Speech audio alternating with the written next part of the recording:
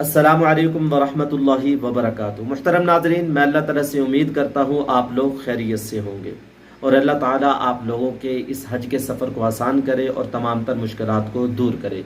मैं हूँ आपका भाई हाफिज़ ग़ुलाम मुस्तफ़ा सऊदी अरब से।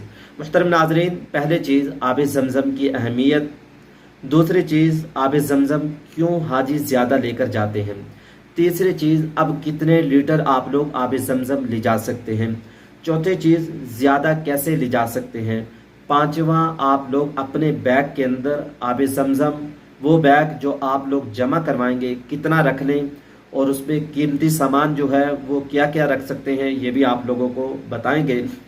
छठी चीज़, सऊदी हुकूमत ने एयरलाइन को जो नोटिफिकेशन जारी किया वो भी आप लोगों को बताएंगे। सातवां, कुछ हाजियों के बैग अभी चेक हुए, कुछ के चेक नहीं हुए, ये भी आप लोगों को बताएंगे। आप लोगों से कहूँगा इस व्लॉग को आखिर तक पूरा सुनकर जाइएगा। नहमदुहु व नसल्ली अला रसूलिहिल करीम।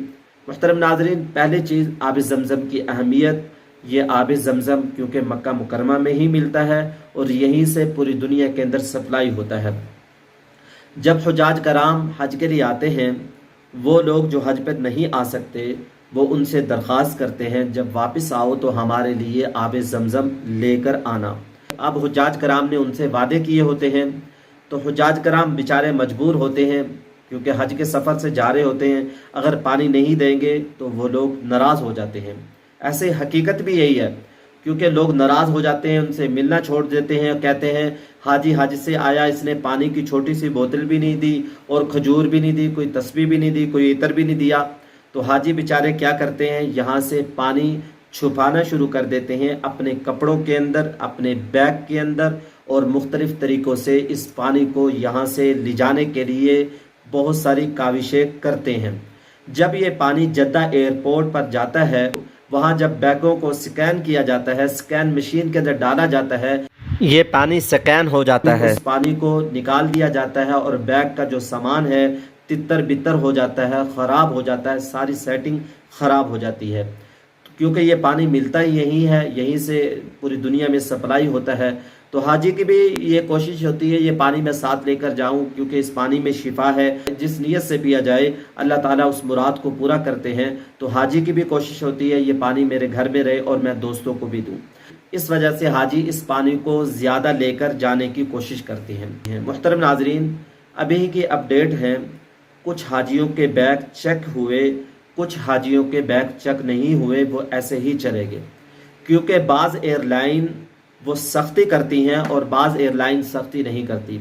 एक दफ़ा मैं सऊदी अरब से पाकिस्तान जा रहा था बज़रिया दुबई में मेरा 2-4 घंटे का स्टे था। मेरे पास जो हाथ कैरी बैग था उसके अंदर 5-6 किलो वज़न ज़्यादा हो गया।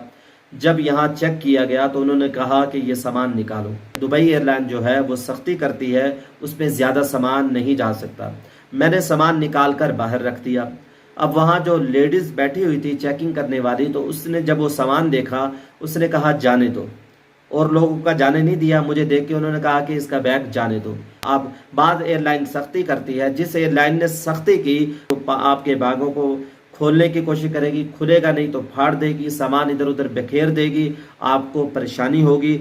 इस परेशानी का असर आप लोगों को पाकिस्तान एयरपोर्ट पर नज़र आएगा क्योंकि जब आप लोग वहाँ पहुँचेंगे, आगे से हाजी हुज्जाज कराम मिलने आए होंगे, आप अपने बैग को देखेंगे, सामान तितर बितर होगा, पानी होगा नहीं, आपका मूड ख़राब हो जाएगा।